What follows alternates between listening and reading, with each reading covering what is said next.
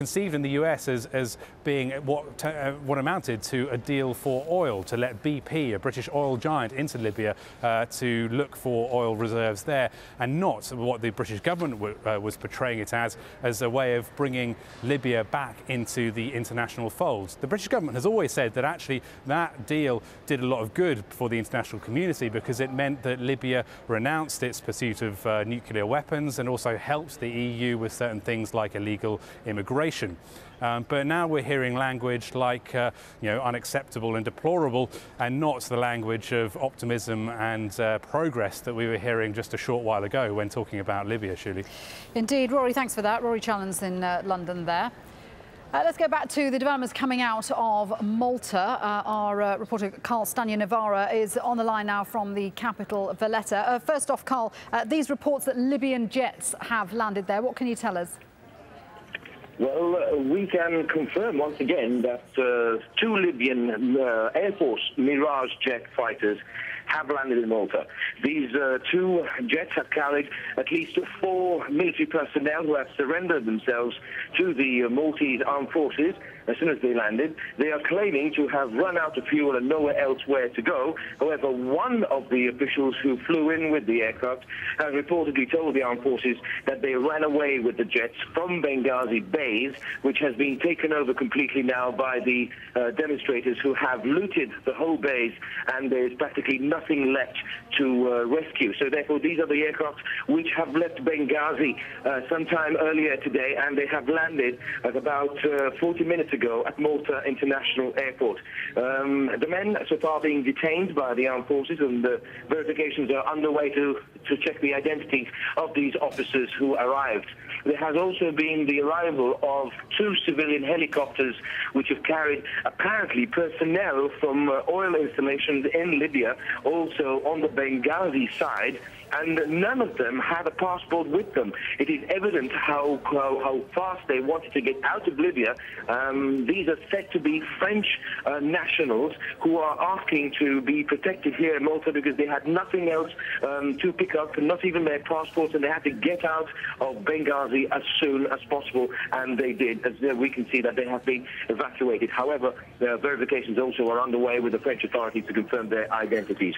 Also here in Malta, the preparations are underway because it is becoming more than apparent that Malta will start to play the role as the logistical center for the European Union in coordinating all its efforts for the evacuation of EU nationals all over Libya. A C-130 military aircraft belonging to the Austrian Air Force has left Malta this afternoon in a bid to return with Austrian evacuees from Libya.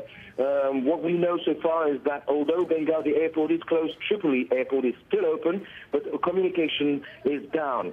The problem for evacuating nationals from Libya is to obtain the exit visas, which many EU nationals are not finding any cooperation because there aren't any officials to give them an exit visa back out of Libya into the European Union. OK, Carl, thanks very much indeed for that update. That's quite astonishing that fighter jets are being used to make a getaway from Benghazi. Thank you for that information. Well, in a sign of growing dissent in Libya, a former senior government official has spoken out against the regime. Mohamed Bayou, who until a month ago was the chief government spokesman, said he hoped the government would change its speech to acknowledge the existence of an internal popular opposition. He also urged Gaddafi loyalists to enter into a dialogue with them and introduce thorough changes to the Libyan system. The comments are evidence of internal disagreements among Libya's decision-makers. Bayou went on to say the government was wrong to threaten violence against its opponents. Well, Iran's Supreme Leader Ayatollah Ali Khamenei has blamed the uprisings in the Arab world on American foreign policy. Speaking to Muslim scholars at a so-called unity conference in Tehran, he described the series of mass uprisings as an awakening movement. He also blamed what he called resentment toward the arrogant powers in the region. The first effect of this awakening is expressing resentment towards the presence of the arrogant powers in the region. Americans and American policy try to get away from the repercussions of these great movements, which are ongoing in many Islamic countries through propaganda.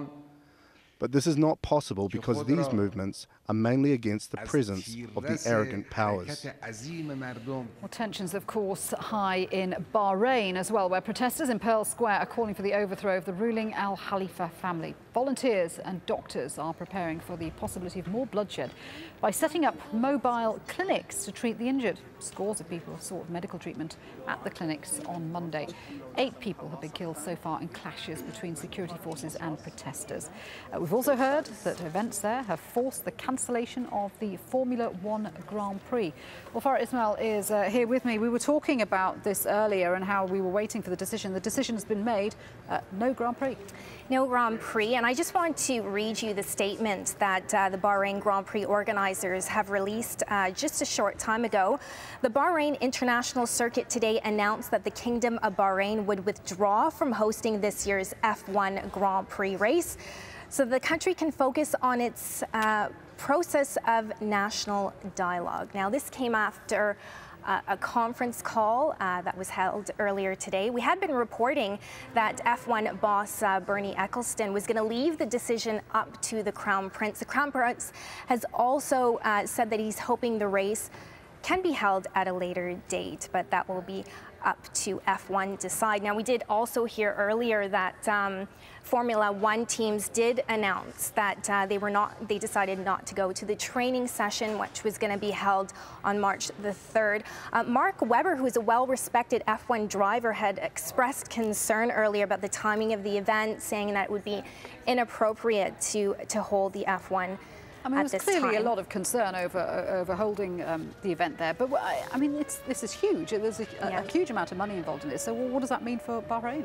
Well, this is like their biggest. This is the country's biggest international event, full stop. And as you said, it brings in a lot of tourists. It's good money for the country, but you know, you can obviously understand that because it is such a high-profile event that, you know, it may be something that protesters target. And I think this was something that F1 was very, very conscious about. Would have been very difficult to hold it there, I think. Farah, thank you very much indeed for that update. Well, we've got more to come on the programme, including after Mumbai, an Indian court upholds the death penalty on the only gunman captured alive. And back in sport, while life's not so nice for some in the fast lane. All the thrills and spills on the Daytona 500 coming up.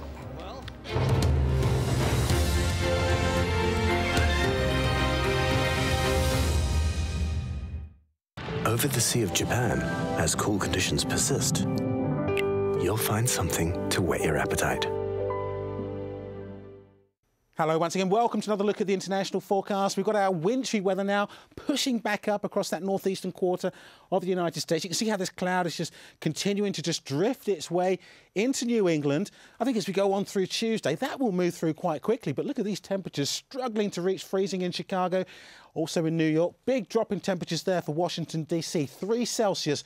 Crisp sunshine, I think we'll call that then. Bear in mind, that's something like a 15-degree drop on the sort of value we were looking at for Monday afternoon. Still some warmth around down to the south. We're getting up into 20 Celsius there for Dallas and 19 for Atlanta, so not looking too bad. Up towards the Pacific Northwest, Western Canada, more wintry weather to come. Yeah, you will see more significant snowfall coming.